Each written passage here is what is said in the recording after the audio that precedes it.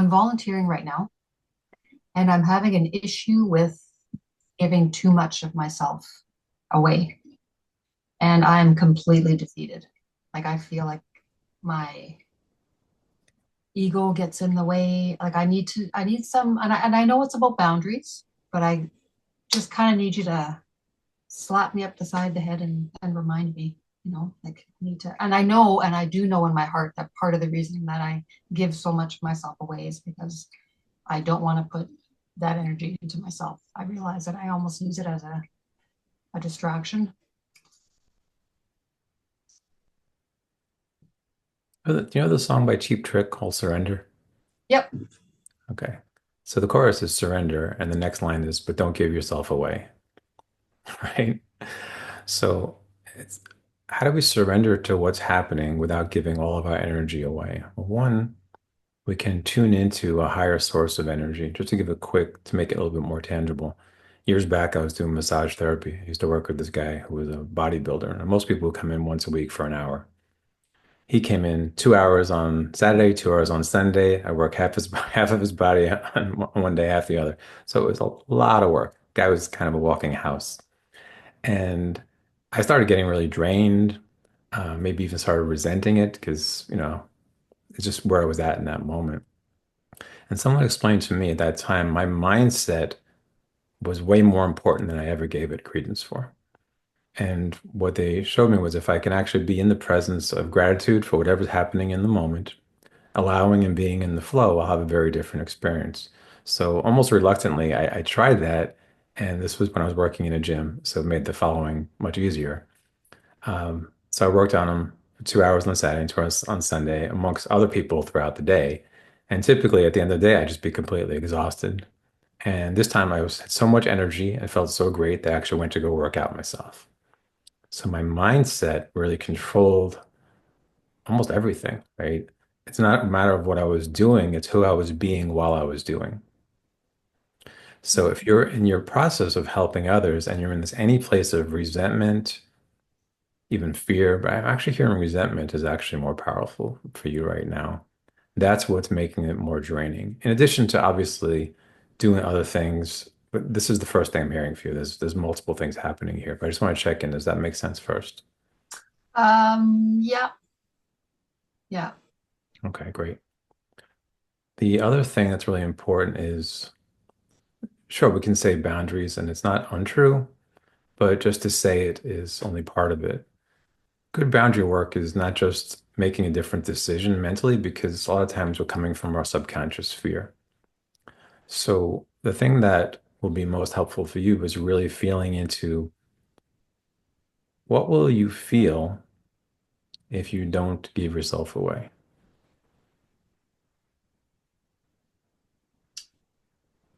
Hmm. How will I feel if I don't give myself away? Yeah, You know what? I got to be honest with you. I think I've always done that. exactly. I So don't know what I would feel like if I didn't. beautiful. I love that answer. Those are my three favorite words in the English language. I don't know. That's a real humility. Thank you for that. That means a lot. We can't know because we haven't done it, right? Right. So that Yeah. fear of going into the unknown is also what's holding you back. So to heal this, sure, it's a part of it is saying I'm going to do things differently, but to create space for that, we want to process that fear that's in the way, right? So really feeling into and allowing the experience of not knowing who you'll be, not knowing what it'll feel like.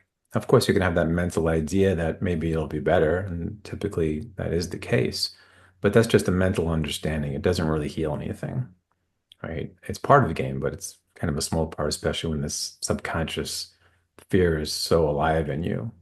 So again, I think this is for many people in here. I work with a lot of healers, helpers, mediators, etc. And we get very comfortable in our discomfort, even if it's causing us pain. Right.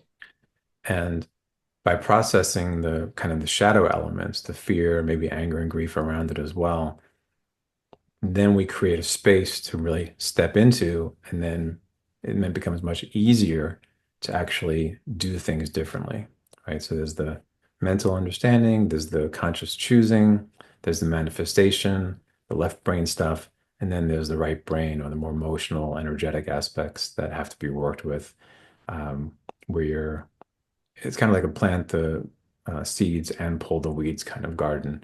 If you do either only, it's not going to look like a very nice garden. But if you do both, right, kind of like what we were saying before with Jane about having one foot in each ground, right? The spiritual and the physical. So this is another thing where actually, strangely or not, another opportunity to really embrace the duality, right? Again, this is what is right now, and fighting what is doesn't work. So embracing duality, you're being shown something, and it's difficult to act upon that because your body mind doesn't really have an idea of what that's going to be like. I hope I'm Yeah. re- reasonably clear. Does that make sense? Yeah. Yeah. Okay. Thank you. Yeah, of course.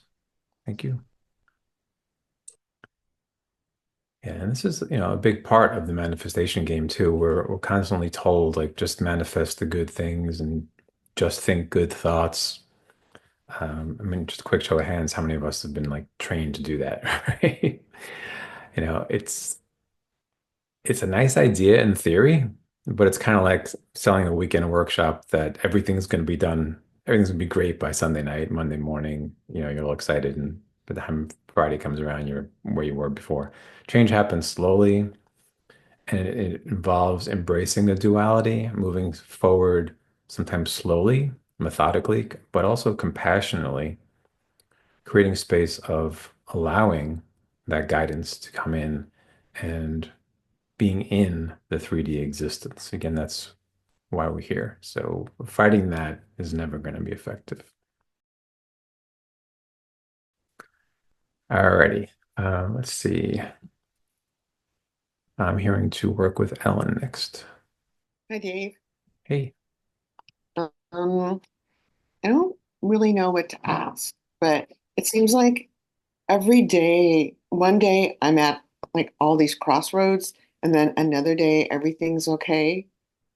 Um, so I mean, I know basically what my path is, but there are a lot of little like my hand is a fork. So there are forks in the road. Okay. Um, and my path is to coaching with horses. And I have my lovelies. I have my setup. I made a website. I've got good friends, good support. But the weird thing that happened just last week is I was supposed to go to this summit of all these horse people with some of my friends. And the day before, or 2 days before, I just got this niggling thing. And then I started feeling worse and worse and worse. And I had to call my friend and tell her I couldn't go. And then I felt really crappy for one day. And then I went through the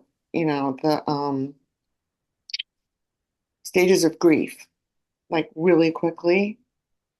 And then a few days later, my friend called me and said, "You should be really glad that you're not here," because she went. Anyway, and I don't really know what I'm saying. I'm just like, should I put my energy into my website and get my insurance, my liability insurance done? And then and all that, in my thing with horses. I'm not in it for making money, but I want clients to help them. Right. And I'm not getting clients to help them. Okay. I mean, I send out these bulletins and stuff just every once in a while, like once a month or maybe twice a month. Mhm. And I just get no response at all. And it's very frustrating to me because I want people to um, get the benefit that I've gotten. Right. And I don't know what else to say. Okay, perfect. So from a left brain perspective, it's really important that you accentuate what you've received out of it. So if someone says to you, "Hey, you should go to this restaurant," and leaves it at that, you can't like, Why should I go?" Right? But if someone says, "I went to this restaurant, it was amazing. Every course was, made to perfection. The waiters were so kind," right? So part of this, it feels like revealing more of your story will be very helpful. You want to hear something funny? Always. I just started writing my story yesterday. And I never, oh God, I'm going to cry. I never do that. I don't want to talk about myself because I don't want to go back to the past. And I thought, okay, my friends don't hardly know anything about me and why I'm the way I am today. Mhm.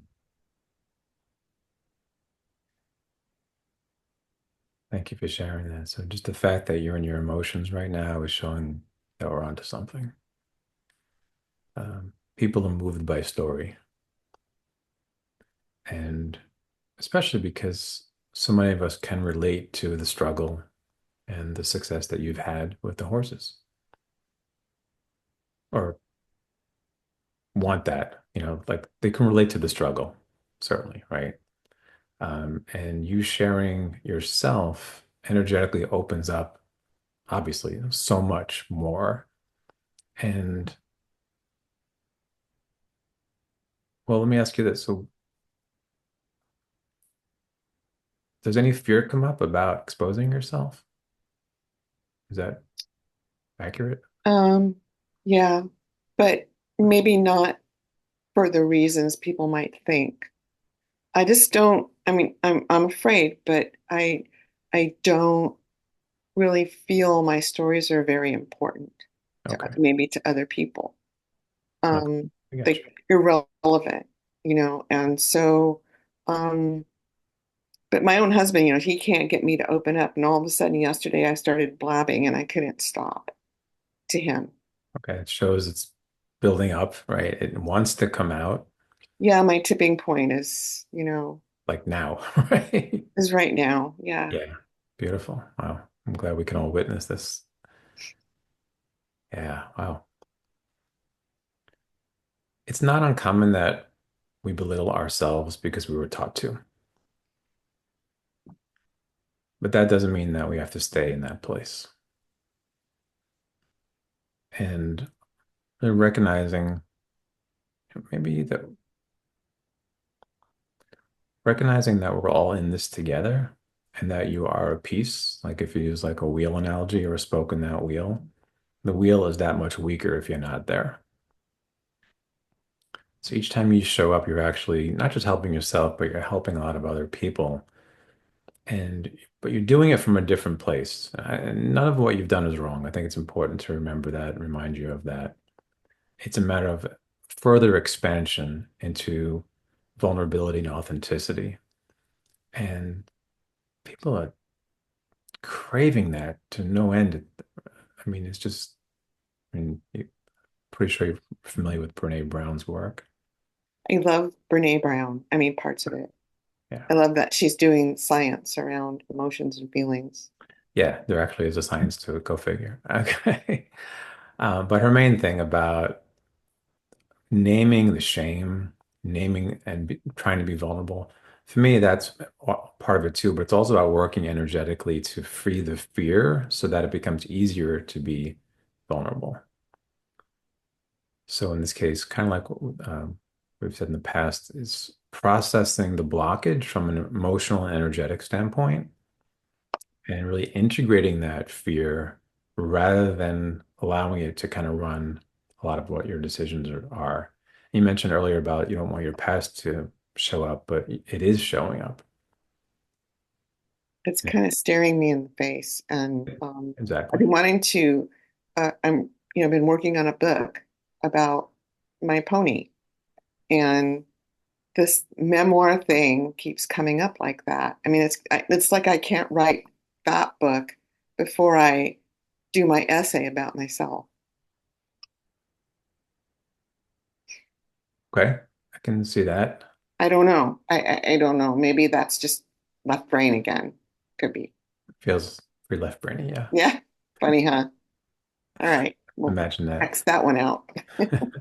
And for those listening, and for yourself, just a reminder, left brain has its place, Yeah. um, but it doesn't, we can't let it rule the roost or the farm or wherever you keep your horses.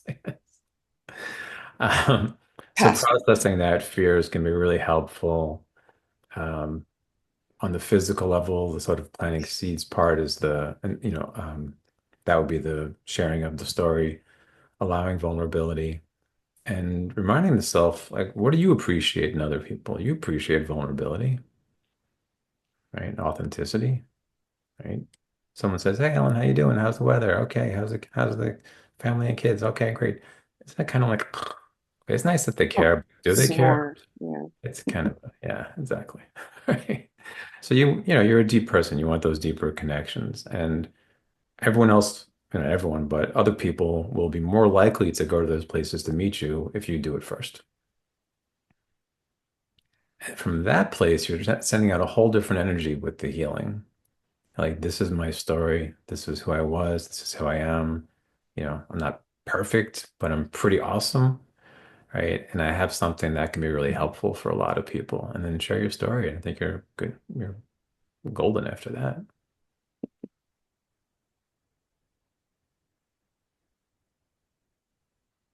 Yeah. I feel like I got you right in the heart there. Okay. Yeah, pretty much. See, that's the way I feel when I'm around my girls. Yeah. Not children, horses, but they're my girls. Yeah. Different relationships, different ways of being. Nothing wrong with it. Sometimes it's just what is. Um, but you'll attract the people really seeking what you have, the more you are authentic with your own self. Yeah, and now I have like an idea of like in the bulletins I send out of my website to maybe make it like a series of stories Mm. along with other little goodies, but something like that. Just like Totally. telling a little bit about myself and then whatever. Anyway, Yeah, stories are powerful. I mean, we go to movies, we read books for stories, and yours is just as valuable as anyone else's.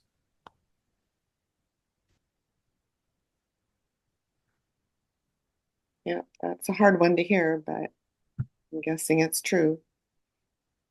Well, does it feel true? Yeah, Good. if I go to that place. Yeah. So the emotions get you out of the mind and into that place that we're talking about. Hmm. And Yeah. that's what the kind of thing that's coming out in my story about me.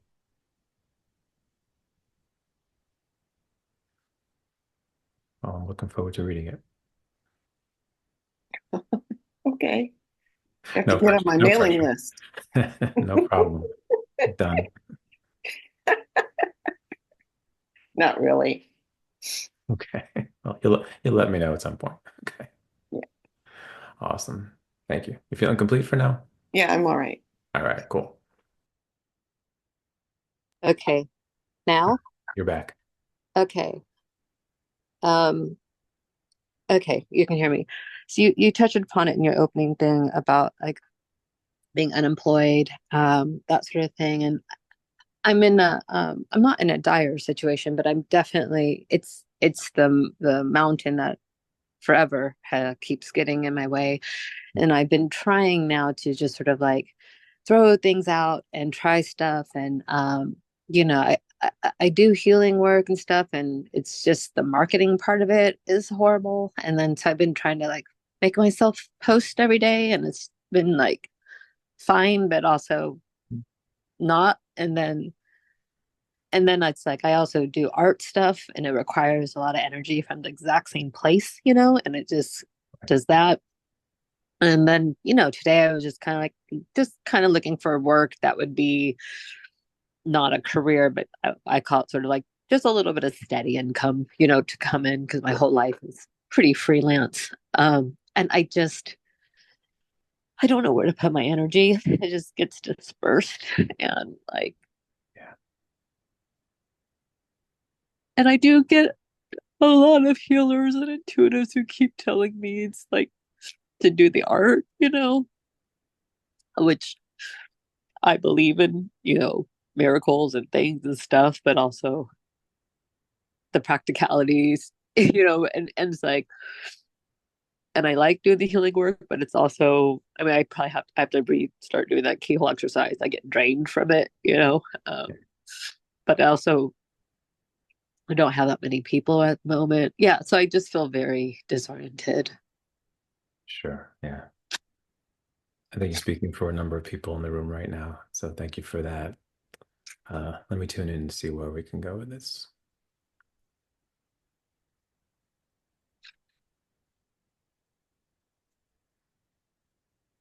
Okay. I feel like you already know this truth, but that's okay because sometimes we just needed to hear it from someplace else.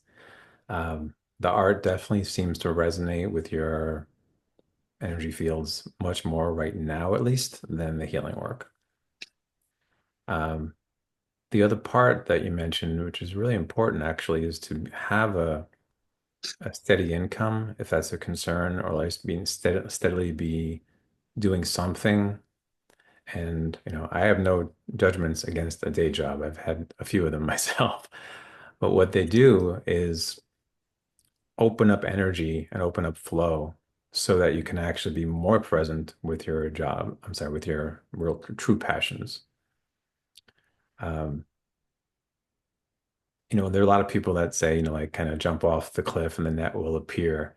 Uh, and while I do believe that to be true, sometimes the net is just really, really far down, and we don't need to fall that far to learn the lesson. Okay, so I do feel you're being guided that when you make a commitment, it will be supported pretty strongly, is the word I'm hearing. So that can mean different things to different people. The other thing that came to me was actually painting your frustration. I don't know if it's paint or whatever your art is, but actually creating art in alignment with your pain, because that's what makes, to me, that's what makes great art. I mean, I don't want to see art from a millionaire. You know what I mean? You know what I mean? That's one of the reasons, like, Van Gogh, Van Gogh, I can never pronounce it, so we'll just do the English version. Van Gogh, his work to me is so powerful because in every brushstroke I can feel depression. And he would not have had, I don't think he would have had nearly as powerful paintings had he not gone through that. So there's something really, wow, okay, there's something really, really powerful with your art.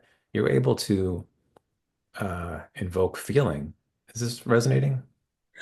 Well, I mean, I can't go down this. I make music, Okay. and that's. I mean, I kind of have two bands going on right now. One is my own; it's a little bit more neglected, and that's yeah. Um,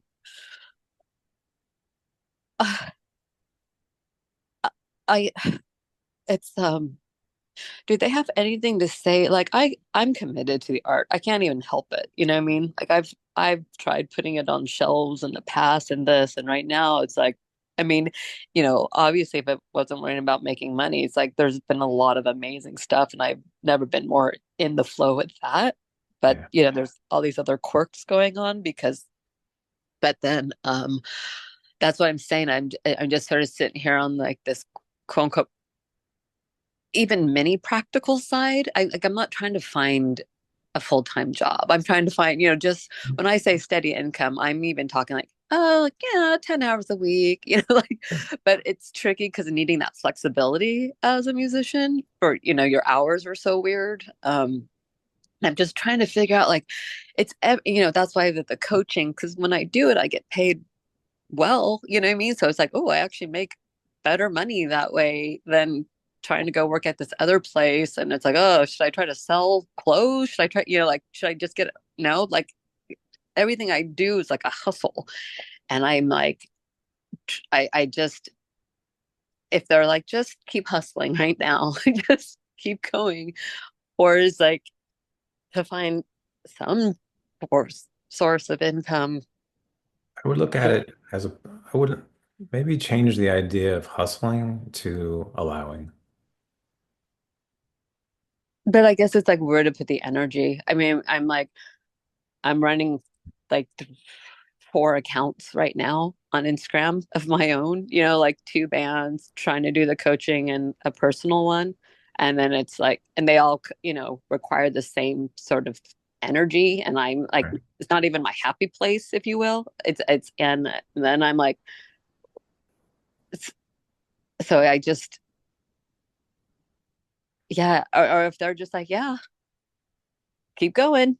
Like I mean I know it's like Yeah. it's a real question. Like I have all these things where I'm, so I'd go, okay, then just go try to sell these extra clothes you have because you keep buying, you find interesting things when you're thrifting and you always talk about selling that, but then that's a whole other hustle. You know what I'm saying? There's the word again. If it's a Sorry, it's a whole other allowance, but my energy. I only have so many hours in the day and so much energy. right, and that's partly why the quote unquote day job, even if it's 10 hours a week, will provide some steadiness to your energy flow. You're kind of in different directions, and putting energy into finding even one thing, although it seems like it will take energy away from other things, can actually increase the energy for the other things. It can actually increase your focus. So it's a yes towards trying to find something steady. Definitely. Okay. Yeah, it's going to do more for you than you probably imagine. I've noticed some really wild things in my quote unquote day jobs years back. Um, I would meet some really interesting people that I wouldn't expect to meet, that have stayed friends since, like just all these kind of interesting things, but also kind of just having something steady in your life. It feels like will be really good for your groundedness and will actually help you direct the right energy to the right places, as opposed to putting a little bit here, a little bit there, because it sounds like your not knowing is keeping you in like smaller boxes as opposed to just picking like one or two boxes. And I get it, the mind wants to know which is the right one, but sometimes we don't know until we do it, which is the right one. What I'm hearing pretty clearly is the right one is some kind of day job and then pursuing your musical art. I'll ask one last question. Do they think I should also be pursuing performing or just keep it simple right now with just music?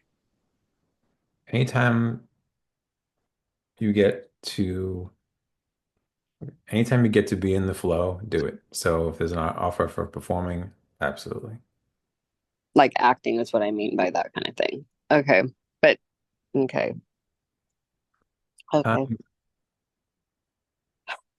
that particular flow doesn't feel super aligned right now. It feels much more music for me. Yeah. I mean, that's where my heart really belongs. So You that got makes. your answer. Okay. And then do I keep trying to push the coaching? I wouldn't right now, no. Or what I'm hearing anyway is not right now, no. And again, check your words. I don't mean to be like, the word police, but you just said push the coaching, right? If this is something that's meant to happen, which I believe there is a destiny for all of us that we can surrender into, there's no pushing necessary. Yeah, I hear you. Yeah, I didn't Okay. push any of this stuff, right? I I was pushed, put it that way, right? Um, so I can speak for myself, and I've worked with, quite a number of people as well. When we can really surrender the mind's idea of what needs to be, we can actually open and allow to what can be. And it's typically much more fantastic and wonderful than anything the mind comes up with. Yeah. Yeah, yeah, yeah. I know. I know. I have to balance it out because I tend to just come over to the spiritual side always. I'm like, it's gonna be fine, da da da. And I don't always ground down in the real world. You know what I'm saying? And so I try to find the Yep. balance between the Right. two. No, we can't move forward and be happy and at least content if we don't have one, at least one foot in each world. There's a, Yeah. it's just we're in the 3D world. We're not meant to not be. If we weren't, we wouldn't be here, right? This is part of the maybe not every new age, you know, idea, but a lot of it is about escaping the 3D and just the energy of the word escaping is really judging what is. It's judging the entire 3D existence, and we signed up for this. So every time we're in that escape mode, I got to get out of this. I got to get out of this. This sucks.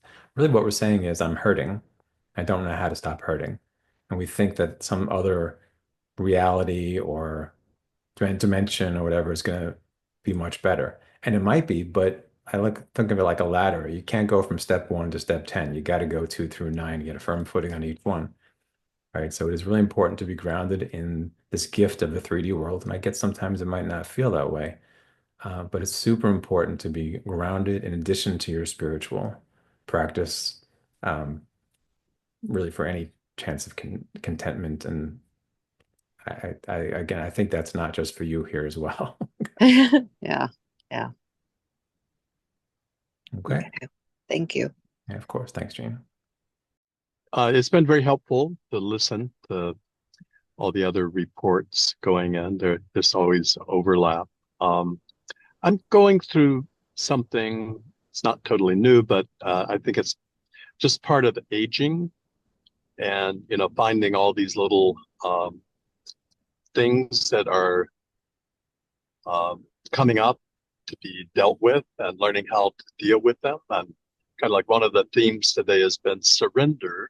And I'm surrendered into the fact that these things are coming up, but I'm not comfortable in surrendering to the medical system Okay. totally or fully. It's Okay. kind of like where it's coming in, like, and it's kind of like they're all coming at once. Kind of like just this past week, I had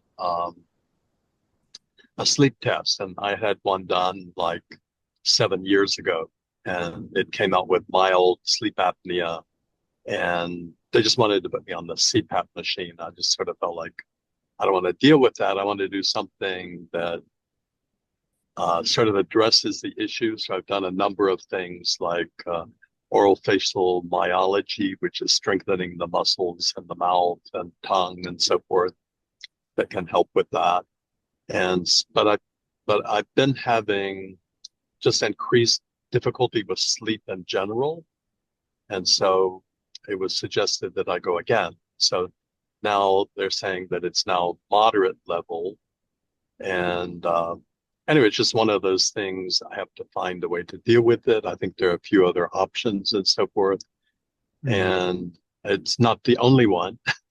But that I have these constant issues with digestion and the GI tract, and it can't be correlated to what I eat or even when I eat, but it just seems to be, and I sort of geared it towards something more emotional with the heart, and trying to do exercises in heart math to kind of strengthen awareness of the heart and coming from that place. But anyway, that's kind of like the general space that I'm swimming in at this moment, and kind of learning how to sort of embrace the idea that, life is different in my 70s than in my 60s, and being okay with that. And, soon the 80s are coming, and not afraid of death at all, and sort of looking at how to make that a meaningful experience. And it's pretty much my life career right now as a spiritual care counselor in hospice.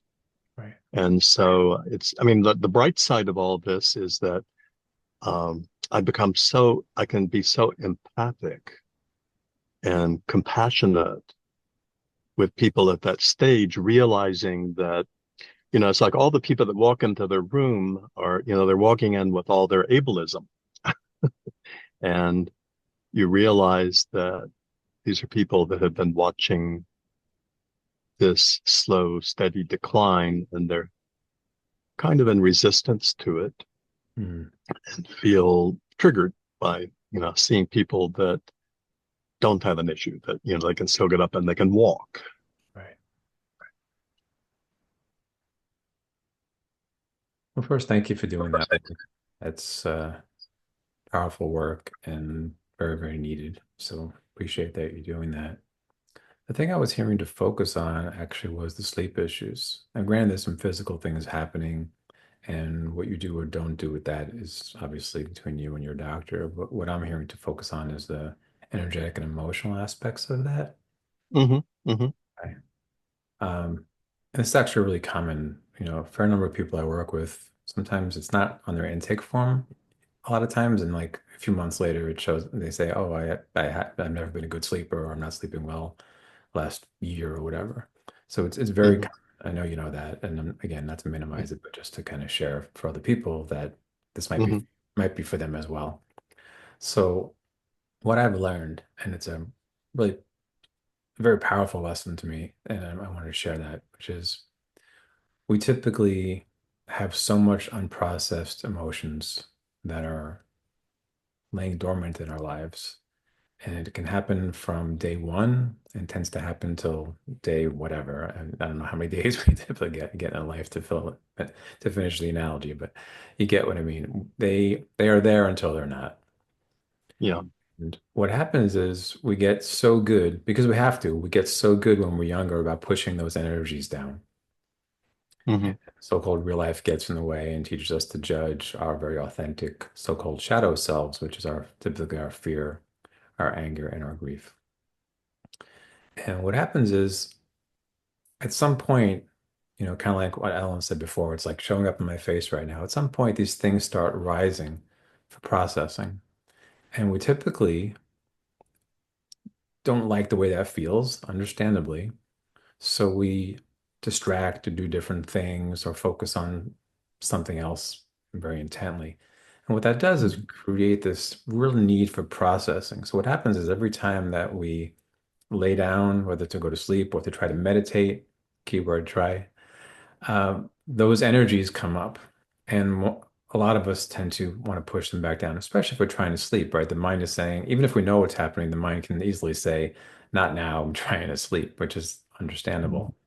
But it's the invitation to allow whatever is trying to come up, because again, your body, when you lay down, your body says, oh, this is the time that this person that I'm inhabiting can process this, right? It likes to think we're on like a Reiki table every time we lay down, even if we're going to sleep. So when things come up energetically, emotionally, when we're trying to sleep, or if the mind is really kind of ramping up and going all over the place, the mind is typically trying to figure out how to micromanage emotions. It's what it does.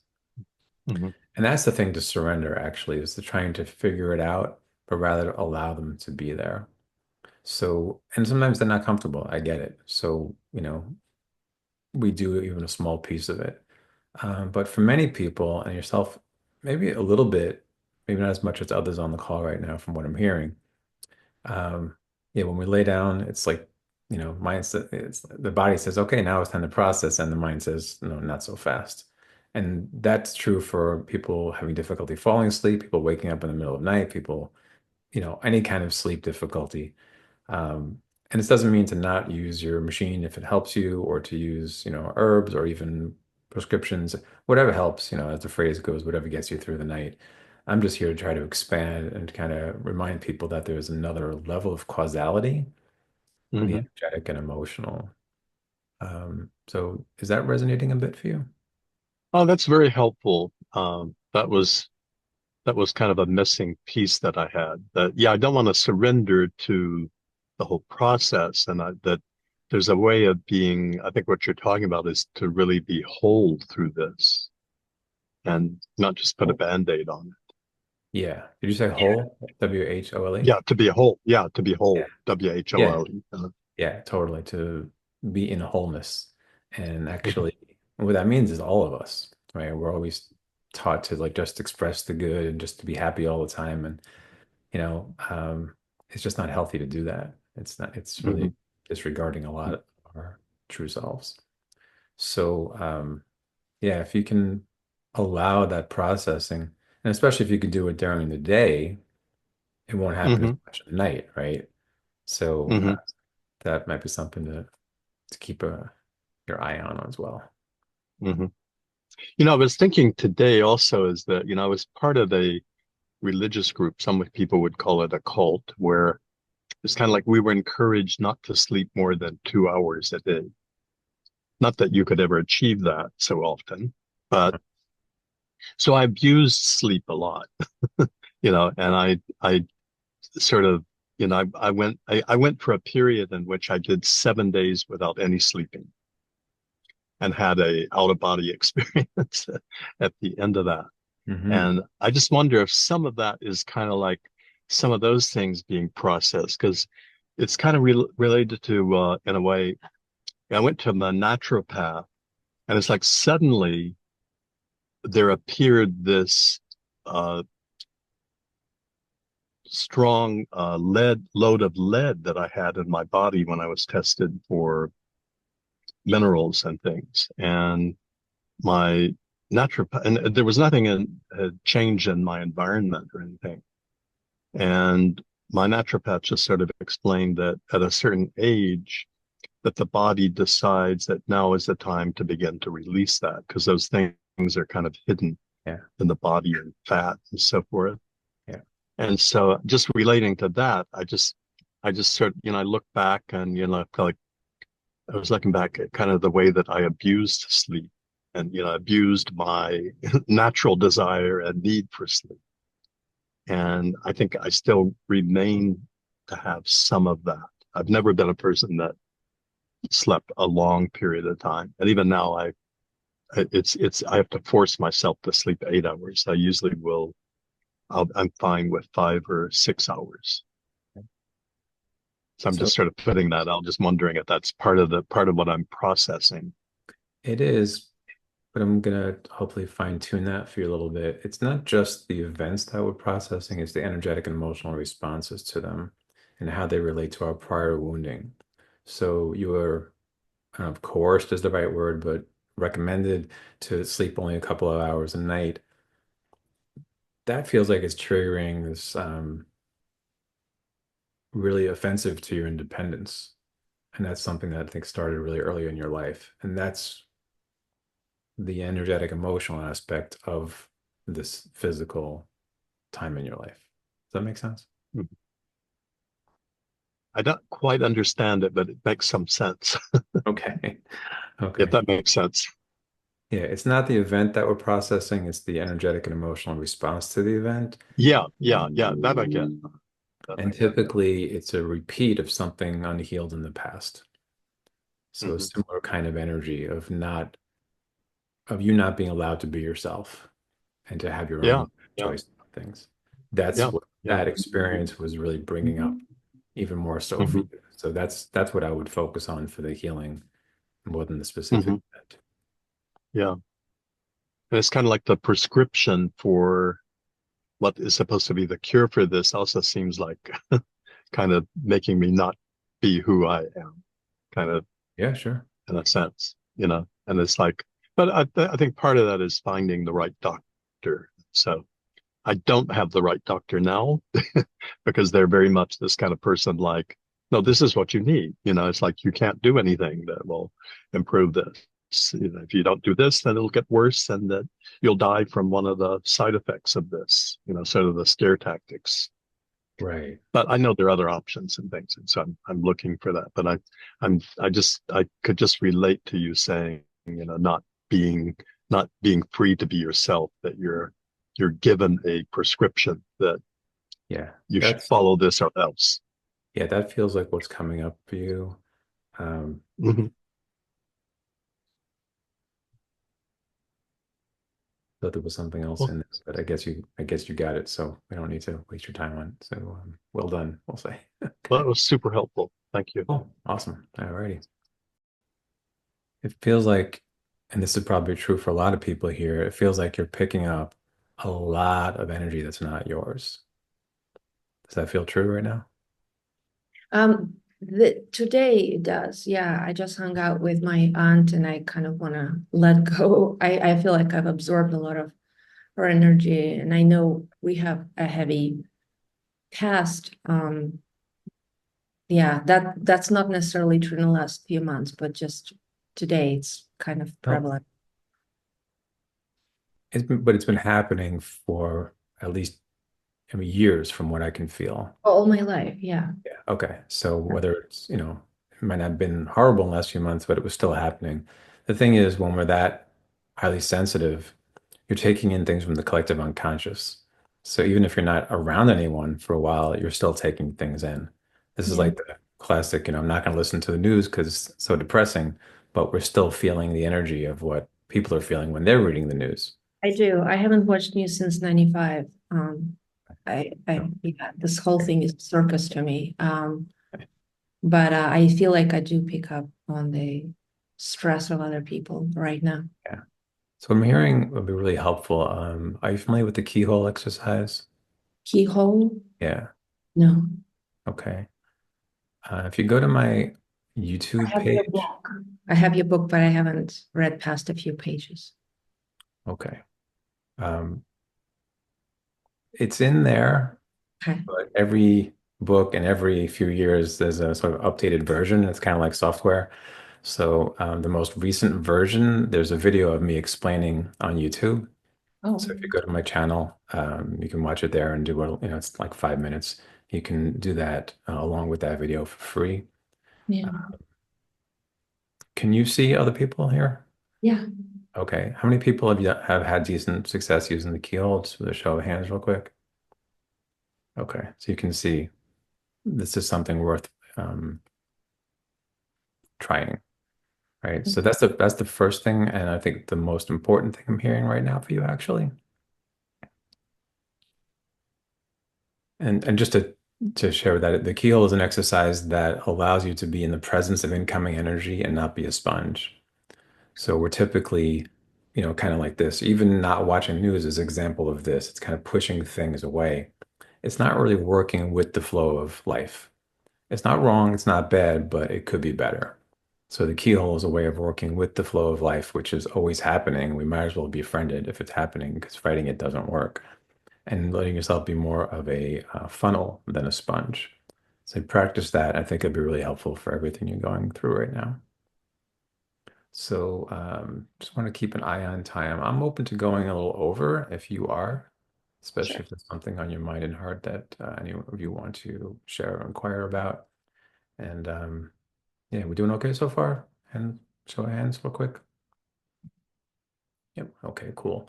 And some are just listening in. And like I said earlier, that's a beautiful thing. Nothing wrong with that. So, take care of yourself. It's in that way you're getting what you need, right? You don't need to be uncomfortable on purpose unless you want to be, right? All right. So I know you, but I can never pronounce your name. Um, so you know exactly who I'm talking about. I just saw you laugh. So you want to unmute Munira. Munira. Nira. Thank you. Yeah. Well, that's one of my names. That's the one I use. Okay. So what does Munira need to share today? Um, Thank you so much for doing this. I mean, it's just amazing. It's so nice to connect with you and to connect with everyone here, as empaths and intuitives, just to honor that. So important. Yeah. And thank you.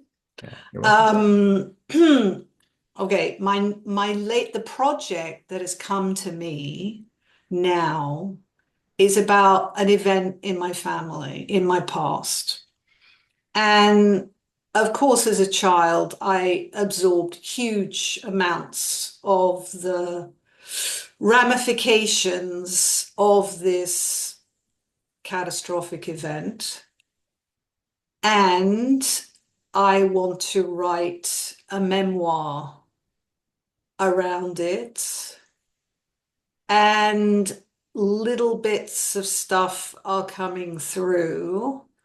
I'm going to have to take the process very slowly and carefully. Do you have any suggestions to help with that?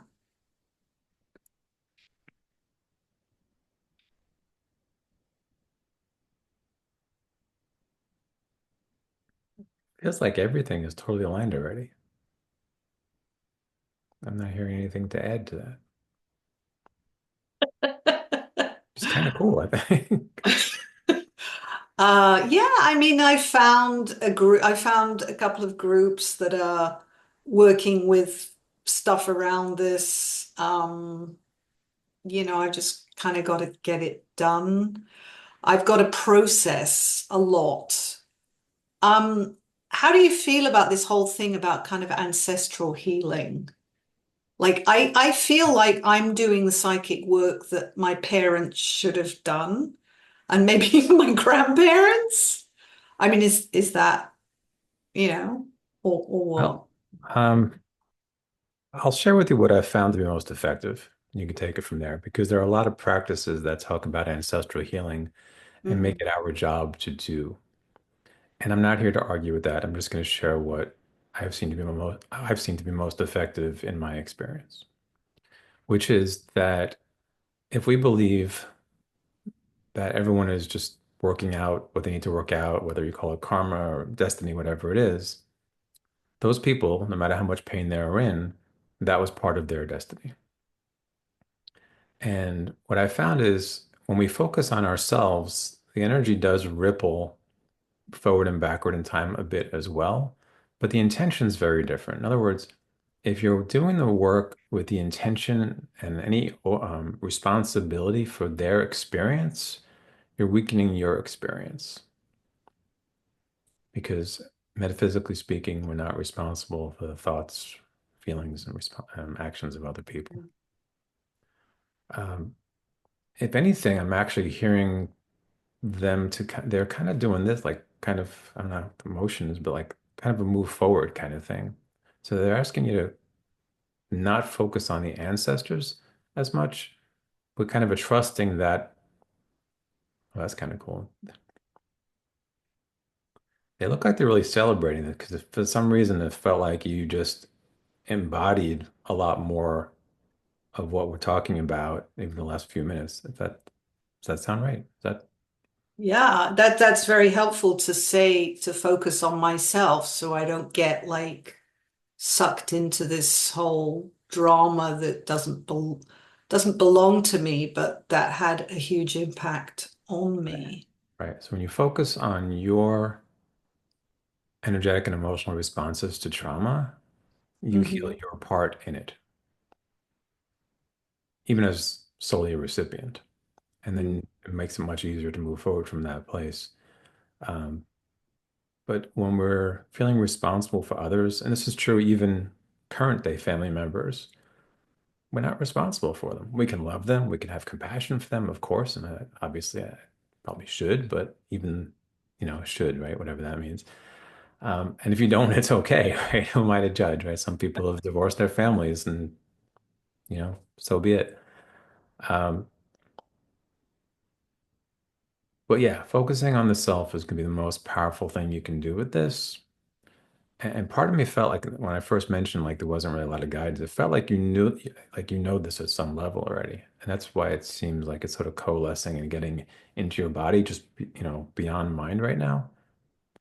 And that's why I asked that before. So does that all make sense? Yeah, that's Okay. that's very helpful, super helpful. Thank you. Yeah, You're welcome. Thank you. thank you so much. Sure. I really want to thank all of you for being here, for being authentic and vulnerable with what's going on for you. And for those that held space, thank you for doing so beautifully.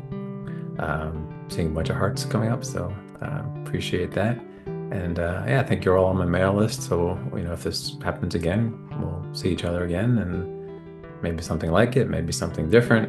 Who knows? If you really, really like it, let me know. And maybe that'll be incentive to do it some more. So, on that note, thank you so much, everyone. I really appreciate your time, your energy. From my heart to yours, namaste. And ask you to hug yourselves and each other. Okay. All right. Awesome. See you all soon. Thanks so much. Ciao.